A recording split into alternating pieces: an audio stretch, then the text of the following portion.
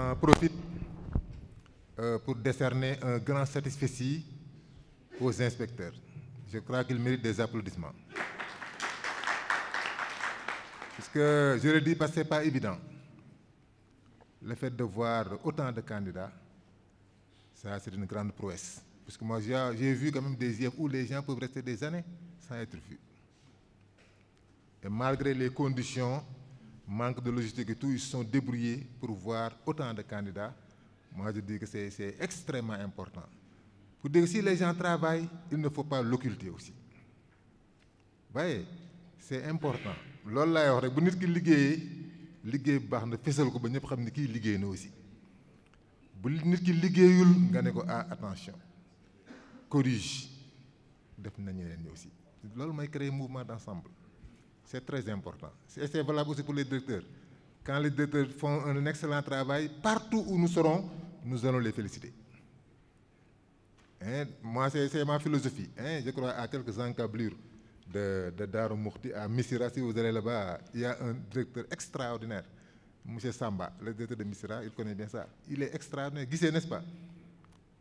Vous connaissez certainement. Pour dire c'est ça, si les gens travaillent, il ne faut pas minimiser, mais il faut montrer qu'ils sont en train de faire des efforts. Donc vraiment, félicitations, inspecteur, et je crois qu'on va encore aller de l'avant pour ça. Bon, par rapport maintenant à l'exposé, peut-être il y a des points d'attention. Heureusement, M. Mbaye l'a rappelé, c'est par rapport aux visites de direction, les visites d'école.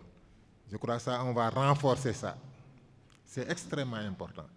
Il y va de l'encadrement du professionnalisme aussi du directeur. Venir voir au moins au niveau école comment ça fonctionne. Au plan pédagogique, est-ce que ça marche? Au plan gestion, hygiène, environnement, tout ça, comment ça marche? Moi, j'ai l'habitude, quand je viens, d'aller directement au niveau des toilettes pour voir comment ça fonctionne. Parce que souvent, c'est catastrophique. Je ne sais pas si c'est le cas, mais souvent, c'est des problèmes. Des élèves qui, finalement, sont totalement dans des situations difficiles.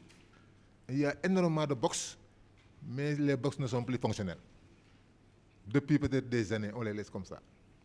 Alors qu'il y a des possibilités au moins de les réhabiliter, etc., pour mettre les élèves dans les conditions. Tout ça, ça entre en ligne de compte quand il s'agit de parler de qualité. Pour dire que ce sont des choses qu'on ne doit pas minimiser. Le fait de penser au reboisement, le fait de penser à embellir l'école pour la rendre plus attrayante, tout ça, c'est important. Si vous ne le faites pas, bon, on est dans une sorte de misérabilisme. Même les élèves qui apprennent se disent que finalement, à la fin, qu'allons-nous devenir? Parce que le cadre même n'est pas... C'est un cadre très austère. Alors qu'il faut de petits gestes pour changer ça. C'est pourquoi les visites de direction d'école sont importantes. Pour au moins aider les directeurs à changer un peu la physionomie des écoles qu'ils gèrent. Donc ça, je crois que c'est pourquoi le format qui a été retenu, c'est de dire qu'aujourd'hui, comme c'est une rencontre de prise de contact, mais aussi de bilan, il y aura maintenant d'autres rencontres district. Et ça, c'est maintenant l'occasion de pouvoir évoquer toutes les questions. Des questions en rapport avec le fonctionnement des écoles, les tables bancs, le personnel, même si nous avons déjà des informations par rapport à ça. Mais c'est toujours des aspects sur lesquels vous pourrez revenir dans ce cas. Mais aujourd'hui, peut-être compte tenu du temps et du format, nous nous sommes dit que c'est juste des bilans, des points d'attention et des ruptures. Bon, je ne sais pas si le terme rupture est... parce que c'est tellement utilisé maintenant, avec le souverainisme et tout. Bon, c'est pourquoi je dis rupture. Il faut qu'on comprenne ça. Des ruptures à opérer par rapport à certaines pratiques. Vous l'avez constaté avec le quantum horaire. Je le disais tout à l'heure dans mes propos liminaires, que si nous voulons aller de l'avant, il faut que le quantum soit bien respecté. Que les enseignants viennent à temps, qu'il n'y ait pas d'absence, sauf en cas de force majeure. Et lors de ces rencontres aussi, il faut qu'on soit, c'est-à-dire des propos justes et vrais. Loin de tout ce qui est hypocrisie, qu'on tienne vraiment un langage de vérité, pour qu'on puisse se comprendre. Ça, c'est très important. Et ça, je dis qu'il faudra qu'on partage ça aussi au niveau du terrain. Pour dire que nous sommes allergiques aux absences irrégulières, des enseignants qui ne travaillent pas, impunément aussi. Là, nous sommes réfractaires à ça. Il faut qu'on le comprenne bien. Pour dire que si les gens doivent travailler, ils travaillent. S'il y a maintenant des cas de force majeure, on peut comprendre. Et là, on met en place un dispositif de restitution. Mais si les gens ne travaillent pas, on sera obligé d'appliquer aussi la réglementation. Pourquoi j'insiste? Pour que demain, qu'il n'y ait pas d'incompréhension sur ça. Donc à vous aussi de traduire ça au niveau des enseignants. Et quand je le dis, ce n'est pas venir avec des œillères ou bien avec des préjugés défavorables. Hein? Parce que hier, je crois que c'était ça. On vient avec des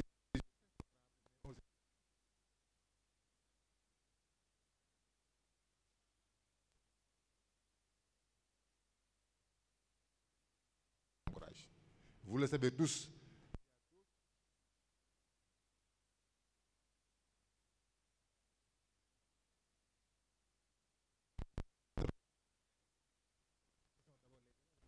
Donc nous devons tout faire pour les préserver, pour préserver aussi les intérêts. Hein?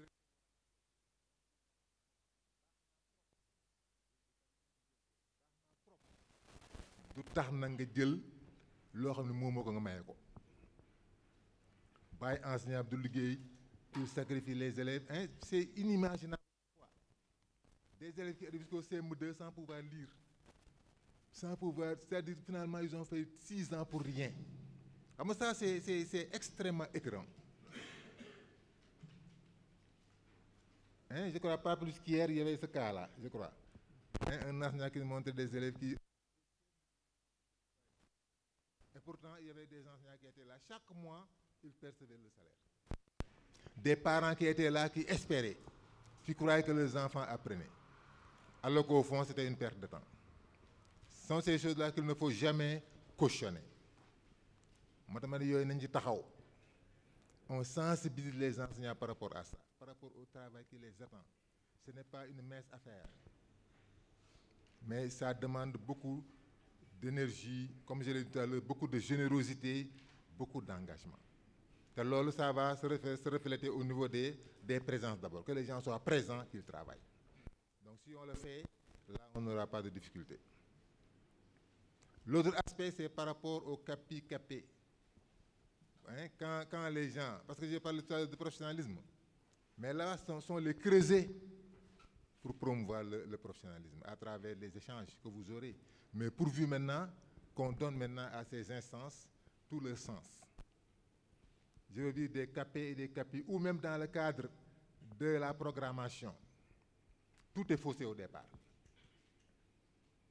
Pour la programmation, c'est juste tout faire pour trouver quelque chose. Bon, candidat, c'est EPS. Bon, mais EPS, et quoi encore? Ouais.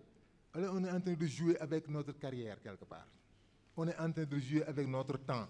Le temps est précieux. Tout ce qu'on doit faire, ça doit être vraiment quelque chose de bien réfléchi pour que cela ait une plus-value dans ce que nous devons faire après. Pour dire que c'est important, les moments de programmation, voir exactement quels sont les problèmes. Quels sont les problèmes auxquels nous sommes confrontés dans l'exercice de notre mission? Je vais parler d'enseigner, parce qu'en résolution de problèmes ou bien en tel, on a des difficultés. À quel niveau? On a donc faire des choix pertinents qui peuvent au moins captiver l'attention des gens. Ça, c'est fondamentalement important. Si on les choisit, on va aussi mettre du sérieux dans le déroulement. Pour dire qu'à la fin, au moins en venant assister à ce moment de cellule, en retournant, on retourne avec des acquis qui pourront améliorer les prestations pédagogiques. Mais pour ce faire, il faut qu'il y ait quand même un groupe très dynamique et composite. Un groupe dynamique et composite, je vais parler des jeunes et des anciens. Il y a des anciens qui ont fait peut-être plus de 20 ans, 30 ans, qui croient que maintenant, ils maîtrisent parfaitement la pédagogie. Je le disais hier, alors que là-bas, peut-être l'enseignant avisé, c'est l'enseignant qui sait que les certitudes ne sont pas inébranlables. Ce sont des certitudes relatives qui peuvent être toujours remises en cause, qui peuvent être toujours améliorés, etc. Mais c'est à travers les échanges que l'individu peut pouvoir s'améliorer. Mais pourvu qu'il soit ouvert aussi, qu'il soit humble. Mais su ma nee rek pédagogie def naa ko pendant 30 ans def naa ko pendant dara jaaxalatuma ci, on se trompe. C'est pourquoi je dis qu'il faut relativiser ce dont nous disposons, ce que nous connaissons aussi. Parce qu'il y a des jeunes générations qui arrivent avec des connaissances nouvelles. Et lors de partage, les anciens auront l'occasion même de pouvoir réajuster. Ça, c'est extrêmement important. L'occasion de pouvoir actualiser leurs connaissances. Les jeunes aussi, certainement, ils sont porteurs de connaissances nouvelles, mais ils ont besoin d'expérience. Ils ont besoin de recettes pour aller très vite, même peut-être dans la mise en œuvre. Vous voyez, pour dire que ça doit être un moment de co-formation extrêmement riche. Mais si on est conscient de ça, cela signifie qu'on ne doit pas s'absenter lors de ces moments. Qu'on ne doit pas être aussi un figurant lors de ces moments. Parce qu'il y a des présences qui ressemblent à de l'absence. C'est-à-dire on est là, on regarde toujours la montre pour dire, bon, il est partir. Ouais. Donc ça, ce sont des choses qu'il faut corriger si nous voulons nous inscrire dans notre logique de professionnalisation. C'est pourquoi je dis qu'au plan posture, au plan comportement, il y a des choses que nous devons revoir. Et les cellules en font partie. Et là, nous serons aussi vigilants par rapport aux absences, parce que nous disons que c'est des choses qu'il faut respecter aussi. Il y a des absences qui se faisaient, qui étaient tolérées, mais vraiment, nous insistons pour que les gens soient présents.